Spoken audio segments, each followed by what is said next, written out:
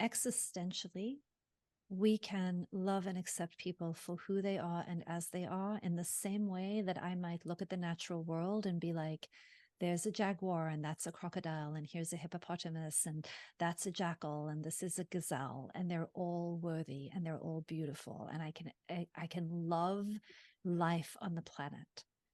However, I'm not going to go and cuddle up next to a king cobra in the way that I might cuddle up next to a golden retriever puppy.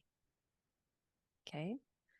So when it comes to how the roles that people are going to play in our lives, life partnership job description needs to be a pretty good match for what you want that person in that job description, what the two of you want that to be.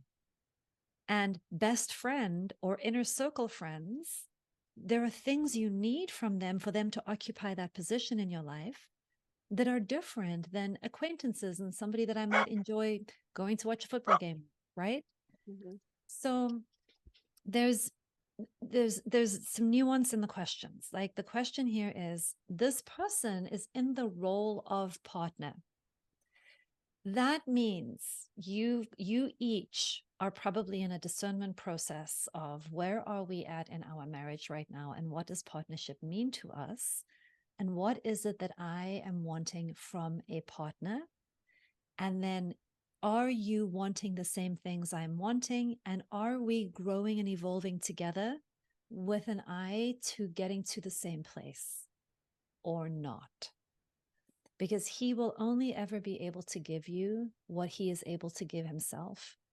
And he will only ever be able to want for you what he wants for himself. And if he doesn't want any emotional nourishment from you, he won't want to give it to you. If he wants emotional nourishment and it's a deficit that the two of you have, he'll be motivated to learn it with you.